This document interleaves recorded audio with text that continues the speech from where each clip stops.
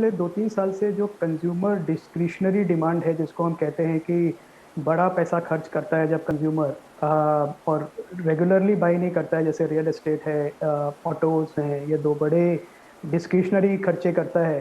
तो उस टाइम पे पिछले 2-3 साल से ये दोनों सेक्टर की डिमांड बहुत वीक थी। हमने देखा कि टू व्हीलर्स की सेल्स में दबाव था और फोर व्हीलर्स की सेल्स में भी। पर अब जैसे जैसे मार्केट खुल रहा है और जैसे जैसे लोगों की इनकम बढ़ रही है, तो ये जो एक ऑटो स्पेस है, एक डोमेस्टिक मार्केट में डेफिनेटली प्ले आउट हो रहा है। और हम देख रहे हैं कि काफी लंबी वेटिंग लाइंस हैं अच्छी गाड़ियों की, और वो बढ़ रही हैं वेटिंग लाइंस। दूसरा, फंडिंग सस्ते में मिल रही है गाड़ियां खरीदने के लिए, तो काफी लोग अपग्रेड कर रहे हैं गाड़ियों को। तो ये दो दो चीजें हैं, ये दोनों ऑटो और ऑटो एंसिलरी को पॉइंट रखेंगी। और ऑटो एंसिलरी में एक एक्सपोर्ट का भी बहुत बड़ा फैक्टर है, बिकॉज इंडिया जैसे ग्लोबल जो ओईएम्स हैं वो देख रहे हैं कि चाइना के अलावा और कहाँ किस देश से वो सप्लाई बढ़ा सकते हैं। तो जैसे पीएलआई की उम्मीद है ऑटो एंसिलरी को, तो ऑटो एंसिलरीज काफी ऐसी हैं जो ऑलरेडी फायदा उठा रही हैं। काफी लोगों ने डीलेवरेज कर दिया है पिछले 2-3 साल में, बैलेंस शीट्स अच्छी स्ट्रांग हैं सबकी, और डिमांड भी अच्छी पिकअप हो रही है। तो इस हिसाब से ये पूरा जो सेक्टर अंडर ओन था पिछले 2 साल से, अब इसमें ऐसा लग रहा है कि लॉन्ग टर्म इन्वेस्टर्स वापस आ रहे हैं।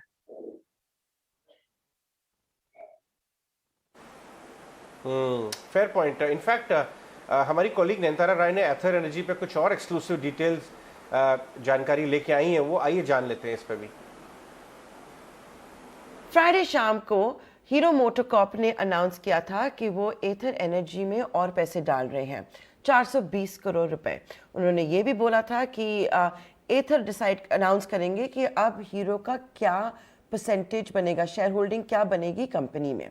हमको अब ये पता लग रहा है कि एथर एक्चुअली मार्केट में है और पैसे उठाने के लिए उनका सीरीज ई फंड रेज चल रहा है। वो हो सकता है 1000 करोड़ रुपए के लिए, उसमें 420 करोड़ रुपए कमिटमेंट है और इन्वेस्टमेंट है हीरो मोटोकॉर्प का।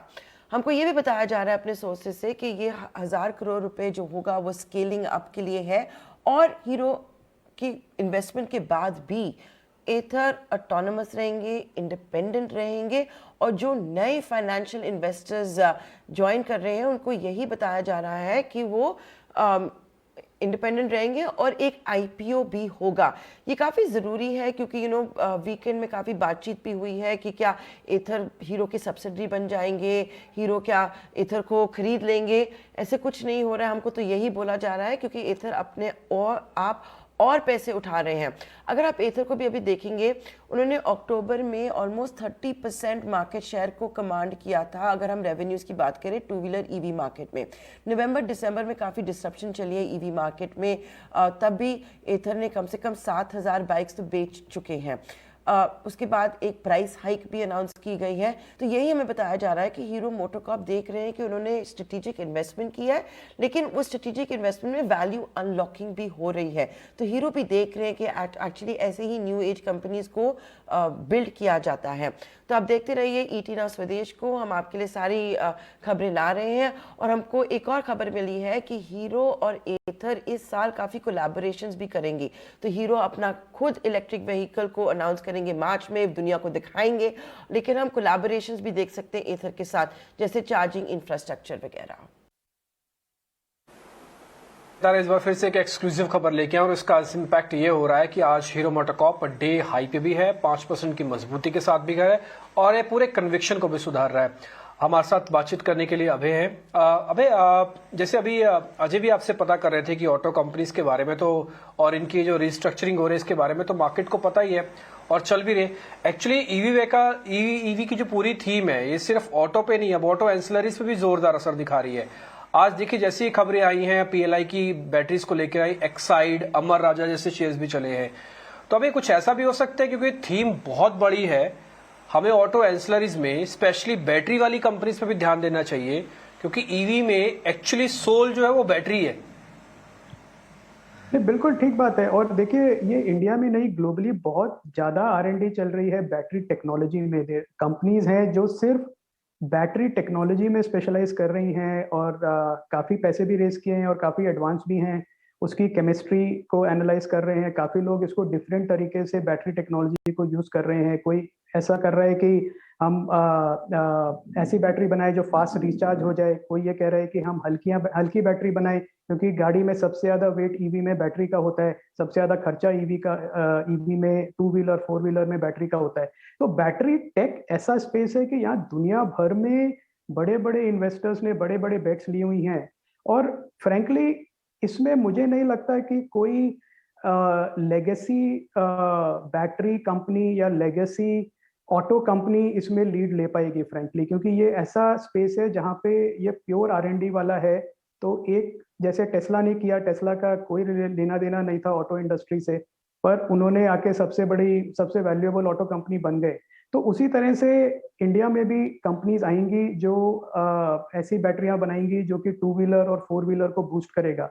और बैटरी के अलावा भी मैंने देखा है रिसेंटली काफ़ी बायोफ्यूल और फ्यूल एडिटिव्स पे भी काफ़ी फोकस है गवर्नमेंट का। जैसे जैसे पेट्रोल के भाव बढ़ रहे हैं तो उसको कम करने के लिए इथेनॉल मिलाने की बातें हो रही हैं। इथेनॉल कितना 10 से 12% मिला सकते हैं, गवर्नमेंट के डायरेक्टिव आ सकते हैं। तो उससे ईवी के अलावा बायोफ्यूल एडिशन भी एक स्पेस है जो कि बढ़ेगा। तो ऑटो में काफ़ी गेम चेंजिंग रेवोल्यूशन आएगी अगले 2 साल में, both first 2 wheeler of course and then 4 wheelers also, ऐसा मेरा मानना है। राइट अबे वेलकम टू स्वदेश। प्रियंका यार, एक्चुअली ईवी का थीम बहुत बड़ा है और आज से नहीं पिछले कई वीक से और मंथ से चल रहा है, जब से टाटा मोटर ने अनाउंस किया था। उसके बाद ही हम देख रहे हैं कि भले बाजार को डिफरेंट पॉकेट्स पसंद आ रही हो। आपका क्या मानना है, क्योंकि अगर हम एक ट्रिगर और एक पॉकेट मटेरियल्स की भी रहेगी कि स्टील का सबसे बेस्ट रिप्लेसमेंट रहेगा एल्युमिनियम, जो अच्छा खासा यूज होगा ईवीज में। तो स्टॉक्स लाइक हिंडाल्को, नाल्को ये ऑलरेडी बाजिंग है कई समय से, लेकिन अब इनमें एंट्री लेने का मौका ऐसे स्टॉक्स में कब तक है? कैसे देख रहे हैं आप ये पूरा साल, अगर कमोडिटीज में इस पर्टिकुलर कमोडिटी को देखें, एल्युमिनियम को, और उसको एक और ईवीज के साथ भी जोड़कर हम देखना चाहें, तो ऐसे में क्या लग रहा है, क्या जिन लोगों ने अभी भी मिस कर दी होगी एंट्री, क्या वो अभी भी इसमें पोजीशंस ले सकते हैं? कैसा होराइजन देखना चाहिए अगले आने वाले साल के लिए? देखिए, ये ईवी की थीम तो लंबे समय की थीम है, बिकॉज मेरा पर्सनली ये मानना है कि जो 2 व्हीलर मार्केट है वो पूरा ईवी में कन्वर्ट हो जाएगा अगले 3-4 साल में, और मे भी जल्दी उससे, और 4 व्हीलर में भी ऐसा ही होगा। और धीरे धीरे जैसा यूएस और यूरोप में हो रहा है, लोग ट्रक्स और बड़े एसयूवीज भी ईवी में कन्वर्ट कर रहे हैं। तो ये टेक्नोलॉजी बड़ी फास्ट डेवलप हो रही है और होती रहेगी। तो इसमें लाइट वेटिंग जो है व्हीकल की वो ऑलरेडी चल रही है। फोर्ड 150 उनका जो सबसे फ्लैगशिप एसयूवी ट्रक जिसे कहते हैं, वो पूरा स्टील में बना दिया था पिछले 2-3 साल पहले, और अभी भी सबका यही फोकस है कि बॉडी को लाइट वेट करें, स्ट्रॉन्ग रखें। अब इसमें जो इनकम्बेंट बड़े कमोडिटी प्लेयर हैं उनके लिए ऑफकोर्स अच्छी अपॉर्चुनिटी है, पर कमोडिटी प्ले के अलावा मुझे ये लगता है कि ये ज़्यादा टेक्नोलॉजी का प्ले है। तो जिसकी टेक्नोलॉजी ओवरऑल बेटर रहेगी और जो मैच कर पाएगा the best product in India, वो OEM जो है वो सबसे ज्यादा वैल्यू क्रिएट करेगा इन्वेस्टर्स के लिए।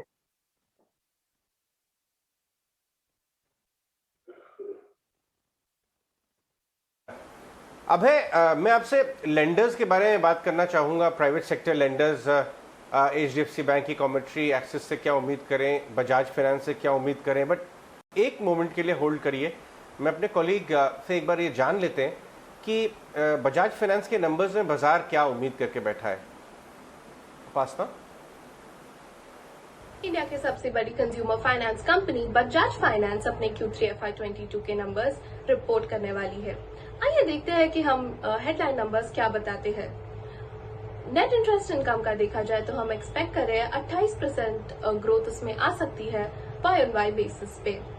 हम एक्सपेक्ट कर रहे हैं कि 60% से भी ज्यादा ग्रोथ दिख सकती है कंपनी के पैट में YoY बेसिस।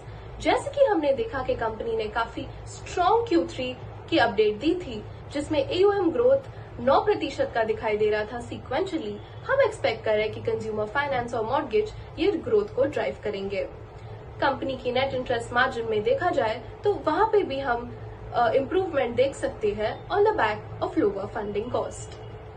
जैसे कि हम देख रहे हैं कि कंपनी के कलेक्शंस मंथ ऑन मंथ में काफी इंप्रूवमेंट दिखाई दे रहा है, इसका पॉजिटिव इम्पैक्ट हम एक्सपेक्ट कर रहे हैं कि कंपनी की क्रेडिट कॉस्ट और एसेट क्वालिटी में दिखाई दे सकता है।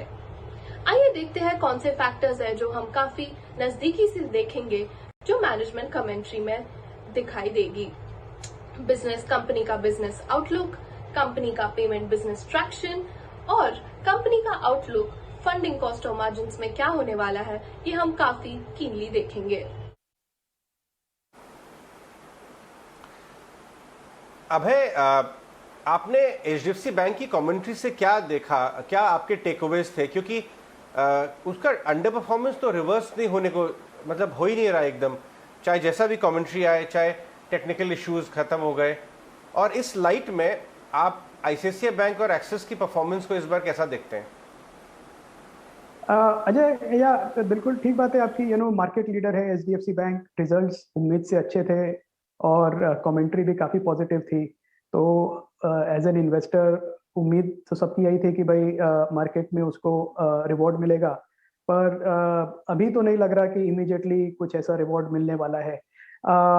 और एट द सेम टाइम आप देखें, आईसीआईसीआई बैंक और एक्सिस बैंक है छोटे, कंपैरेटिवली छोटी बैलेंस शीट, छोटे लेवल पे अगर वो ग्रोथ ज़्यादा दिखाते हैं तो वैल्यूएशन का जो गैप है उनमें और एचडीएफसी बैंक में वो थोड़ा क्लोज होगा। तो मुझे ये लगता है कि एचडीएफसी बैंक की परफॉर्मेंस, जो अंडर परफॉर्मेंस है, वो शायद थोड़े टाइम के लिए और चले, क्योंकि इन्वेस्टर्स जो हैं वो ऐसे बैंक ढूंढ रहे हैं जो छोटे हैं। तो छोटे होने की वजह से एक पॉजिटिव एनवायरनमेंट में, पॉजिटिव क्रेडिट साइकिल में ज़्यादा आउट परफॉर्म करें in growth terms, percentage growth terms compare to HDFC bank. तो जब तक ये थोड़ा मूवमेंट रहेगा तो मुझे लगता है एचडीएफसी बैंक का जो स्टॉक है थोड़ा साइडवेज या एक नैरो रेंज में ट्रेड करेगा। जबकि आईसीआईसीआई बैंक और एक्सिस बैंक है, अगर वो अच्छे नतीजे दिखाते हैं और कमेंट्री पॉजिटिव देते हैं तो शायद उनका और उनसे भी छोटे प्राइवेट सेक्टर जो बैंक्स हैं और प्राइवेट एनबीएफसीज हैं स्पेशली, वो शायद थोड़ा आउट परफॉर्म करें मार्केट को नियर टर्म में, ऐसा मेरा मानना है।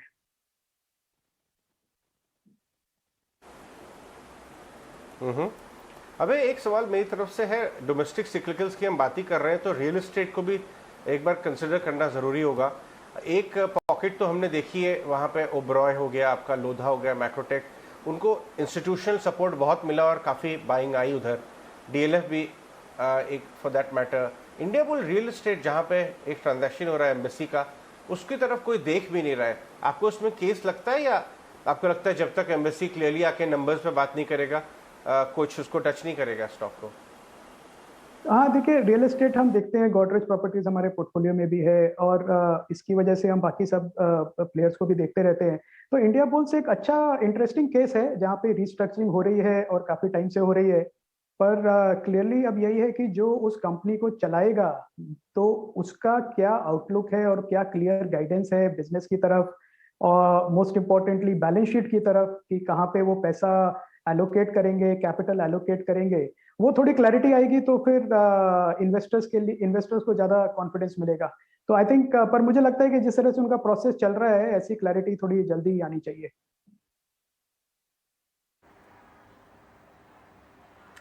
राइट। अबे क्योंकि हम कई सारी मार्केट वॉइसेस से बात करने की कोशिश करते हैं, आपका एक व्यू इस पर समझना चाहेंगे, क्योंकि एक व्यू ये भी है कि ऐसे सेक्टर्स जिन पर इन्फ्लेशन का असर ना पड़े उन सेक्टर्स पर ज़्यादा जोर देना चाहिए, या फिर उन सेक्टर्स पर तेज़ी इस साल बनी रही है।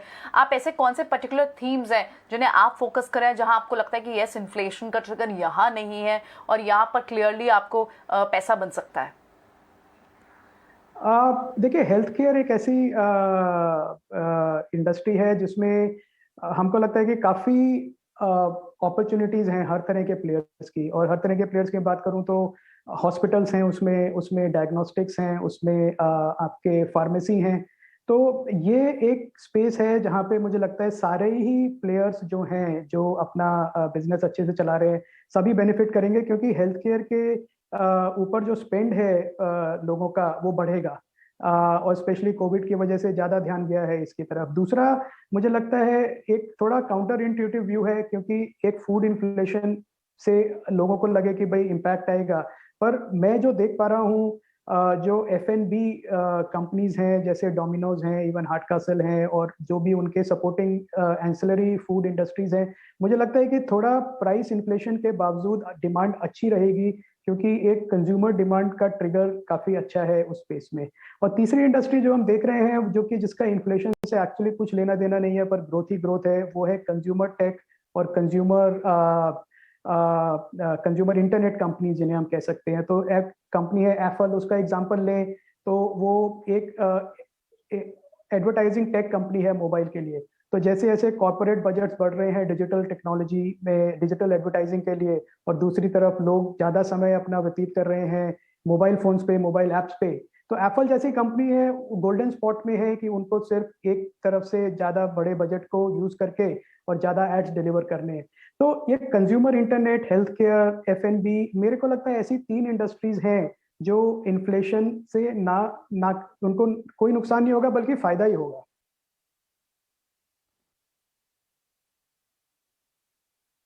अबे क्योंकि हम मार्केट के इस जंक्शन पे भी आ चुके हैं, यहाँ पे सरकार भी काफी कंफर्टेबल है ऑन द इकोनॉमिक टर्म्स पे, क्या आपको लगता है जो कोर सेक्टर की इकोनॉमी वाले शेयर्स हैं जैसे कि स्टील है, सीमेंट है, इन सब पर एक बार आपका व्यू पॉइंट क्या होगा? क्योंकि मैं अभी ना अल्ट्राटेक के नंबर्स आए हैं, अल्ट्राटेक सीमेंट के नंबर्स, उनके मार्जिन हम जो एस्टिमेट कर रहे थे 21% के आसपास आने चाहिए थे, उनके मार्जिन है 18.5%, तो मार्जिन कम है। दूसरा, अगर आप उनका देखेंगे ना तो रेवेन्यू भी इनलाइन नहीं है, थोड़ा रेवेन्यू भी आप देखेंगे कुछ ज्यादा अच्छा नहीं आया है। तो ये मार्जिन का प्रेशर तो इनको अभी भी सीमेंट कंपनीज को मिल रहा है। ये सेल्स के नंबर आपको अच्छे दिख रहे होंगे, बट क्या बैलेंस शीट में प्रॉफिटेबिलिटी के नंबर्स भी अच्छे हैं? इस पे लेकर भी थोड़ा डाउट है, खासकर सीमेंट कंपनीज को लेकर, क्योंकि कॉस्ट प्रेशर है उनके पास। आपका व्यू पॉइंट क्या है इस पे?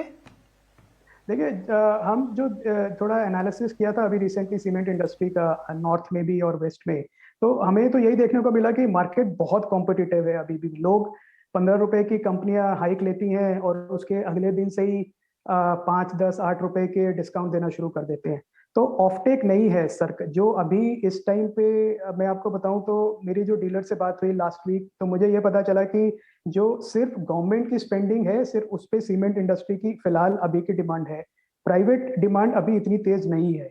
तो और प्रोडक्शन सबका चालू है फुल, तो उसकी वजह से जो भी कॉस्ट प्रेशर है वो सीमेंट कंपनीज पास ऑन नहीं कर पा रही हैं। तो ये जो मार्जिन प्रेशर है ये तो रहेगा अभी, जब तक पूरी इकोनॉमी पिकअप नहीं करती है, private sector capex, private consumption of cement वो भी बढ़े नहीं।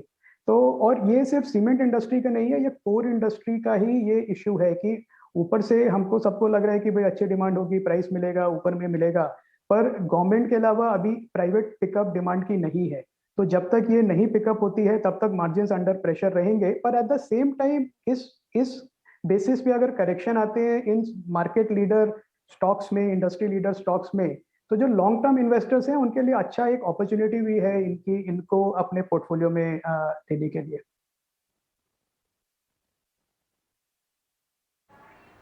राइट, अभी fact there is always a silver lining in everything, यानी इस सिचुएशन में भी एक पॉजिटिव यही ढूंढना चाहिए कि अगर डिप होती है ऐसे स्टॉक्स में तो पोर्टफोलियो में ऐड करने के लिए वो अच्छे स्टॉक्स रहेंगे। Interesting conversation and interesting data points जो आपने यहाँ पुट फॉरवर्ड किए।